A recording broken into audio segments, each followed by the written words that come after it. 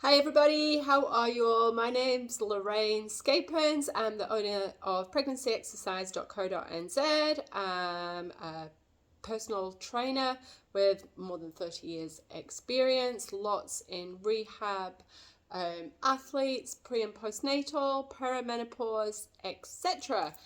Almost 6 weeks ago, I had full knee replacement. So today, it probably will be a little bit of an update, but we're going to look at scar tissue massage and what you're doing to help heal your scar and how massage can help with movement and neural plus nerve development as well. All right, now, before you start any scar tissue massage, always check with your surgeon, your physiotherapist, etc., who you are working with, just to make sure it's okay to start working on your scar tissue. Now, you don't want to work on it too soon, because remember, when we're looking at a scar, it's kind of the tip of the iceberg.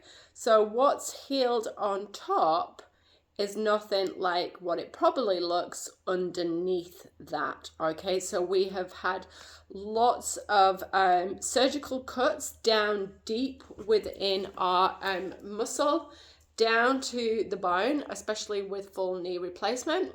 We've had tendons cut, etc.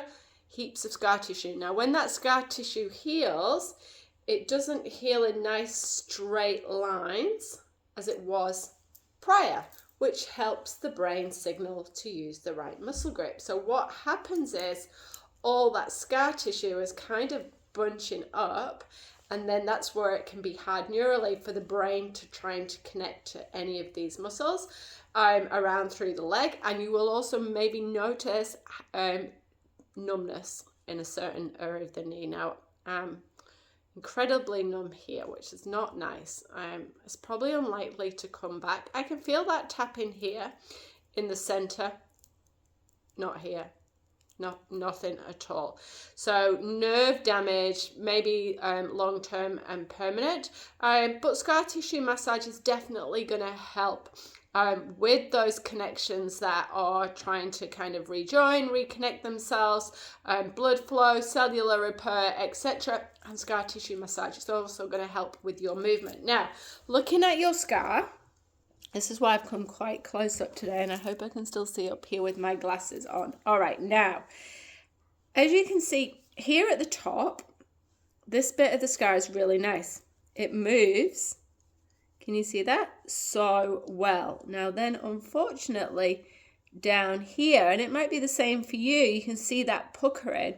And can you see here, this round, still a lot of swelling down there. So I'm not going to go vigorous, and you can see that swelling there, but all that scar tissue, even this down at the bottom, should be able to move. Now, this was the last place to heal, funny enough, as was one of my friends who's had it done, actually my brother-in-law.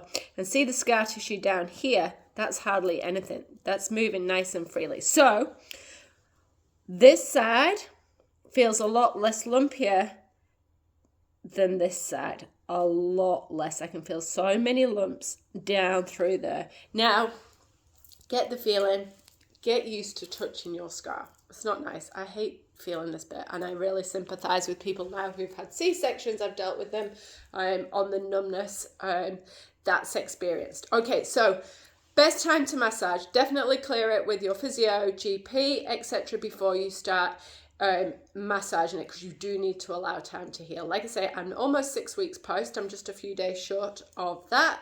Scars feeling good. When I've been on the bike, when I've exercised, when I'm stretched, when I'm quite warm, that's really good for your muscles, tissues. I'm just using an oil. Really keep your scar hydrated. I've decided not to go with the silicone strips, just in case it prevents a little bit of movement. You do need to wear them for 12 hours a day, and then I think it kind of suggests not to wear them in the evening, but I've gone with the oil route. Okay, so keeping it very hydrated. I drink enough water.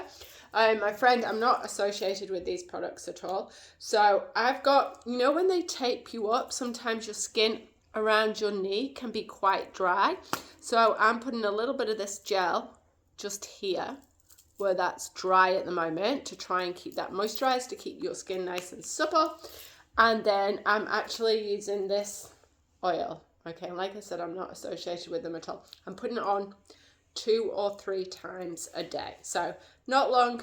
This has actually been on for an hour. I put it on after my shower. And this is probably nice and fine for me to massage it here. So the only light massage I've been doing at the moment is basically running my thumb down on the good side of the scar. That feels so good. Okay, see if I can feel any lumps. When I feel any lumps, I just go over it a couple of times and then continue. See if there's any lumps. Don't push where it feels too tender. It's still feeling quite tender there over my knee. And then it's actually not feeling too bad down there. Then I go on to the opposite side, which is not nice. Where it's all really lumpy bumpy here, I'm just kind of lightening the pressure load and just going up and down through there. And again, going down through the knee, through here. Then I'm going on both sides with small circles. I'm just trying to get, I'm not pressing too hard. I'm just trying to get light movement there in that middle section where it's kind of stuck and puckered. You can see it there. You can see it. I hope you guys can see it so clearly from where it moves nicely up here. So hopefully with swelling, with tissue massage, with your cycling, with your rehab, that will start to fill up. And you only need to spend a few minutes, a couple of times a day. Once you've got your leg up, I like to do it when it's bent as opposed to straight, because you can just get in and the scar tissue and the skin's nice and stretched when you've got your leg bent through there. So a few minutes. What will hopefully start to happen is if we can smooth out that scar tissue and reduce that scar tissue, hopefully the brain signals get to the quadricep muscles a lot more better, more effectively, so that you can use those muscles better during your exercise. Also as well with bending and your extension, your flexion and extension. So do try, definitely, like I said, clear it with your physio first, or your GP or your surgeon, and start on that scar tissue massage, because it's got lots of benefits and it's going to help you in lots of different ways. All right. Any questions, let me know. I hope your recovery's progressing nicely. Where I'm up to, I've started walking actually the last week, not too far. I started off with a 10-minute walk to the beach and back, which is, I'm really lucky. We've got a beach at the bottom of the road. Walk to the beach, around the beach, and then back home. It's about a 12-minute walk, and I've done that 4 times. I'm not going any further until it feels comfortable and that I don't have to overthink my gait pattern, because I've really got to think about a good walking technique without going back to the limp, because I've limped for probably maybe 2 years. So I've got to really try and focus on that. So it's quite fatiguing.